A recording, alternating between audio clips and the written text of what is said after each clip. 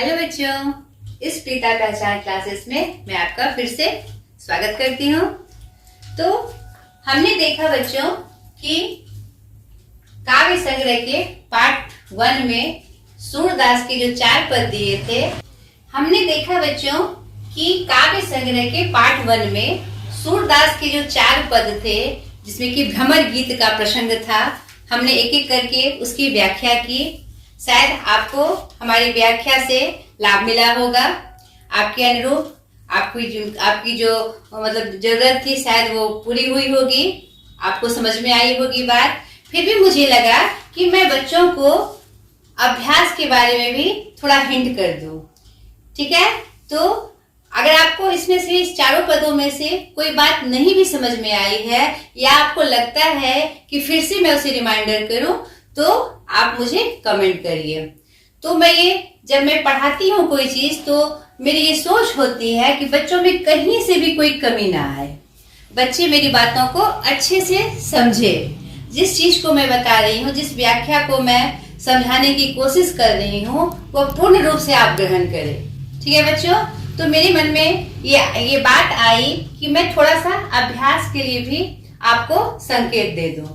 ठीक है, ताकि आपका अभ्यास भी अच्छे से हो जाए। अब देखिए, इस प्रश्न अभ्यास में सूरदास के जो पद हमारे पाठ में संग्रहित हैं, उसके प्रश्न अभ्यास में छोटे छोटे प्रश्न हैं। मैं छोटा छोटा संकेत आपको दे देती हूँ कि आपको उसका उत्तर कैसे करना है। जैसे प्रथम प्रश्न में देखें हम, गोपियों द्वारा उद्धव को भाग्यवान कहने में क्या व्यंग निहित है। तो हमने पढ़ा था प्रथम पद में कि गोपियां उन्हें क्या बता रही है, उद्धव जी को बड़भागी यानी बड़े भाग्य वाला बता रही हैं। तो यहाँ पर उनका व्यंग था। हमने जब पद की चर्चा मैं कर रही थी, तो उसकी व्याख्या में मैंने आपको बताया था कि जब वो उनसे मिलने आते हैं और उन्हें योग साधना के माध्यम से उनको दीक्षित करने की कोशिश करते हैं, तो वो चिढ़ जाती हैं, कुढ़ जाती हैं और फिर वो व्यंग स्वरूप उन्हें कहती हैं कि आप तो बड़े बड़भागी हैं कि दिन रात कृष्ण के पास रहकर भी आप उनके प्रेम के एक बूंद को भी प्राप्त नहीं कर सके। तो यहाँ पर उसी पद का संकेत के रूप में ये प्रश्न है। तो अगर आपने उसकी व्याख्या को समझा होगा, तो फिर आप इस उत्तर को आराम से कर सकते हैं। यानी कि भाग्यवान कहने में क्या व्यंग निहित है। यही व्यंग निहित है कि वो लगातार कृष्ण के पास रहकर भी उनके प्रेम के एक बूंद को भी प्राप्त नहीं कर सके। आप इतने बड़े विद्वान बनते हैं, लेकिन जो असली जो रस है, असली जो मतलब कि भगवान की जो भक्ति है, जो मूल रस है, जिसके माध्यम से गोपियां उनकी भक्ति करती हैं, वो आपने थोड़ा भी नहीं पाया। इसी के लिए वो उनको व्यंग्य रूप में बताती हैं। दूसरा प्रश्न में देखिए, उनकी तुलना किस किस चीजों से की गई है। तो आप जानते हैं वो कमल के पत्तों से उनकी तुलना की गई है कि वो पानी में रहकर भी उनकी पानी की बूंदें नहीं पड़ती, यानी कि आप हमेशा उनके समागम में रहकर भी उनसे आप कुछ प्राप्त नहीं कर सके। पानी के गगरी के उदाहरण से उसके बारे में बताया गया है। ये हमने व्याख्या में आपको स्पष्ट किया है, तो आपको इसमें भी दिक्कत नहीं होनी चाहिए। तीसरे प्रश्न में भी वही बात कही गई है, किन किन उदाहरणों के माध्यम से, तो आपसे यह हो जाएगा। चौथे प्रश्न में, उद्धव द्वारा दिए गए योग के संदेश ने गोपियों के विराहग्नि में घी का काम किया है। तो मैंने व्याख्या में आपको यह भी स्पष्ट किया था कि उनके द्वारा बार बार योग साधना का या ज्ञान के माध्यम से जो वो उनको ज्ञान देने की कोशिश कर रहे हैं, तो वो स्पष्ट रूप से गोपियां कहती हैं कि यह तो हमारे दुख को और बढ़ा रही है। क्योंकि हम जानते हैं बच्चों कि गोपियां मन क्रम वचन से कृष्ण के प्रति समर्पित थी। उनकी भक्ति प्रेम साधना के माध्यम से अटूट प्रेम वो कृष्ण से करती थी। उन्हें कोई और बात समझ में नहीं मतलब आने ही नहीं थी। वो उनके रंग में ही रंगी थी। वही उनकी असली भक्ति का रूप प्रस्तुत होता है हमारे सामने। तो योग संदेश का या ज्ञान के माध्यम से अगर कोई उनको ज्ञान दे रहा था, तो वो उनके लिए और उनके कष्ट को बढ़ा रहा था, क्योंकि वो इस इंतजार में थी कि कृष्ण आए और हमारे मन की व्यथा को समझे। दूसरी और कोई बात उनके अंदर घर नहीं कर सकती थी।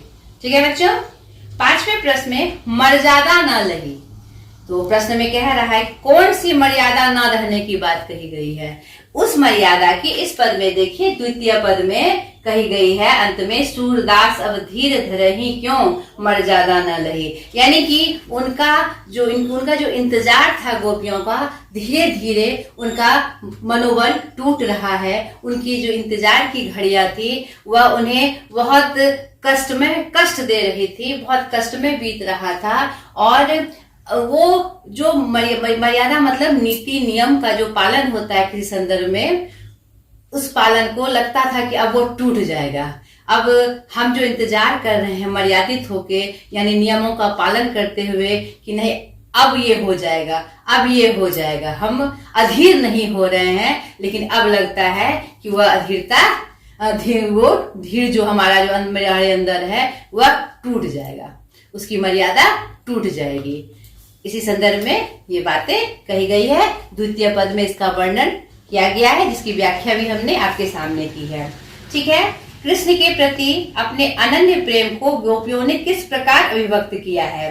तो तीसरे पद में आपने देखा है, हमने व्याख्या स्वरूप आपको ये बताया है कि गोपियां जो थी मन क्रम वचन से कृष्ण के प्रति समर्पित थी, और उन्होंने इसी संदर्भ में हारिल की लकड़ी, तृतीय पद में इसका वर्णन था, अपने आप को बताया है कि उसी लकड़ी को आधार मानकर जैसे हारिल पक्षी घूमती है, उसी तरह गोपियों के आधार कौन है, हमारे श्री कृष्ण है। यही उनकी भक्ति का एक सर्वश्रेष्ठ उदाहरण है कि उनके अलावा और वो किसी बात को सुनना तक पसंद नहीं करती हैं।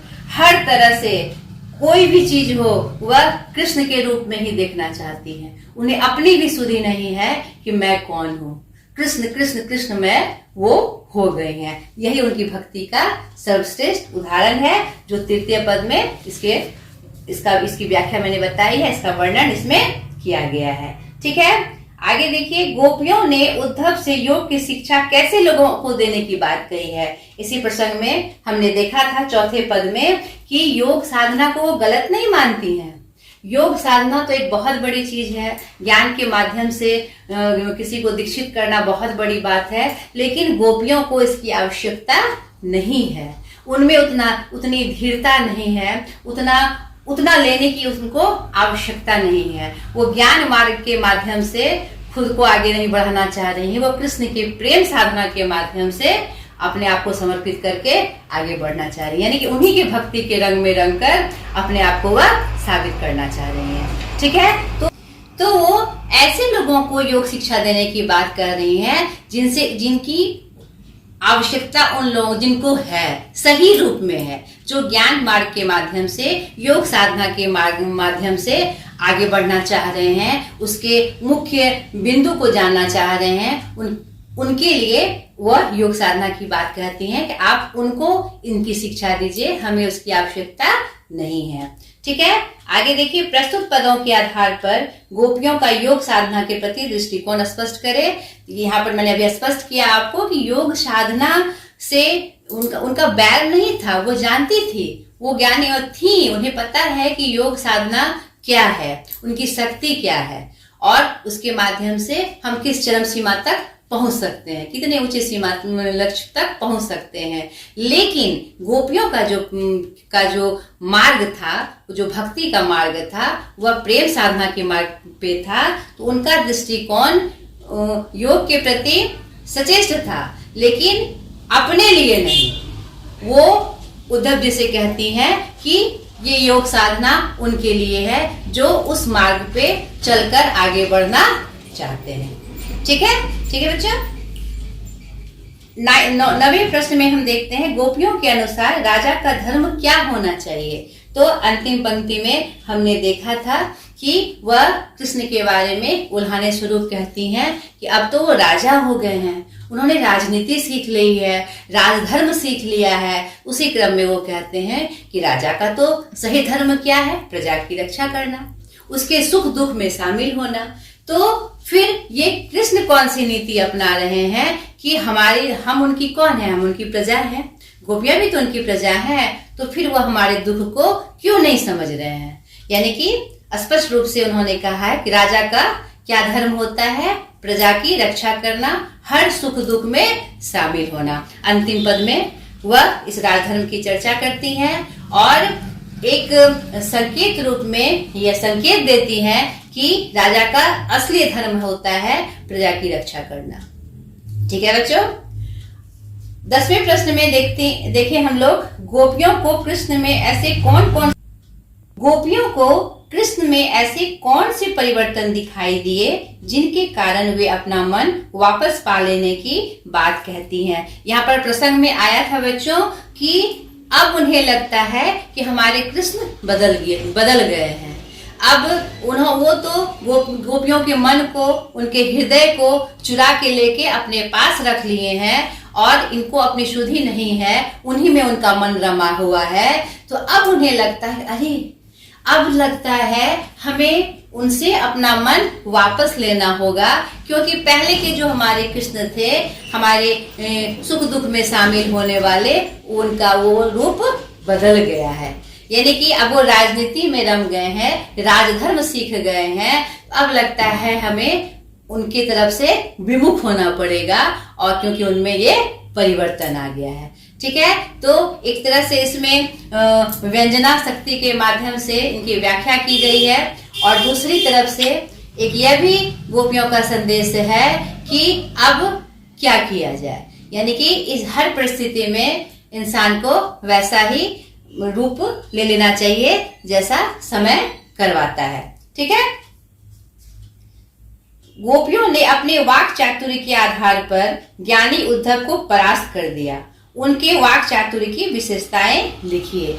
11वें प्रश्न में हमने ये देखा, तो यहाँ पर प्रश्न किया जा रहा है वाक चातुर्य, यानी कि हम जो बातें करते हैं, हमारे जो डायलॉग्स यानी संवाद जो निकलते हैं हमारे मुख से, उसका क्या प्रभाव सामने वाले पे पड़ता है। हम किसी विषय वस्तु पे अगर तर्क दें तो उस तर्क का वो जो प्रमाण होना चाहिए, प्रामाणिक होना चाहिए, और हमारी वाक पटुता यानी जो संवाद हम जो बोलते हैं वो सामने वाले पे सटीक असर छोड़े नहीं। तो यहाँ पर प्रश्न किया जा रहा है उनके बोलने की जो शैली थी, उनका जो वाक चातुर्य था, जो विशेषता थी, वह क्या थी।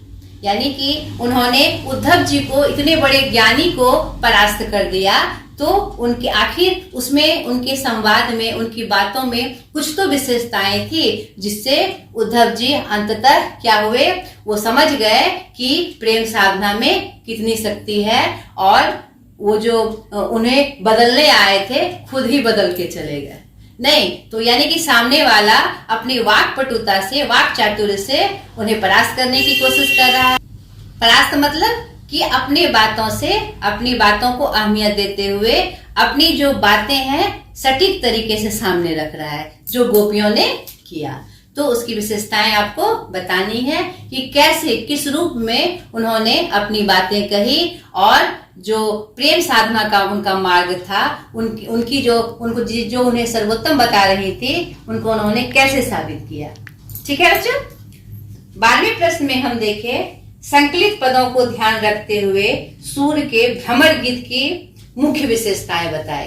तो भ्रमर गीत अपने आप में एक अनूठा प्रसंग है, ये सूरसागर से लिया गया प्रसंग है। भ्रमर गीत हमें यह बताता है कि कैसे गोपियों का प्रेम कृष्ण के प्रति अनन्य भक्ति के रूप में प्रस्तुत होती है, कैसे एक विद्वान योद्धा जो उद्धव जी हमारे थे, जो कि एक बहुत बड़े विद्वान थे, कैसे उनका अहंकार टूटता है, और उतने बड़े विद्वान भी जो मुख्य साधना थी उसके प्रति आकर्षित होते हैं। यहाँ कृष्ण जी, उद्धव जी और गोपियों के माध्यम से इस भ्रमर गीत को एक सटीक विश्लेषण करके हमारे पास ये संदेश दिया जा रहा है कि किस माध्यम से इसे हम समझ पाए। ठीक है बच्चों, तो हमने इसके अभ्यास की चर्चा आपसे की। आप प्रश्न उत्तर करिए, और कोई दिक्कत हो तो फिर मुझे कमेंट करके बताइए। ठीक है बच्चों, आशा करती हूँ आपको ये पाठ अच्छे से समझ में आ गई होगी, और अभ्यास के बारे में जो मैंने चर्चा की उससे भी आपको सहयोग मिलेगा। ठीक है बच्चों, आज के लिए इतना ही। Bye bye.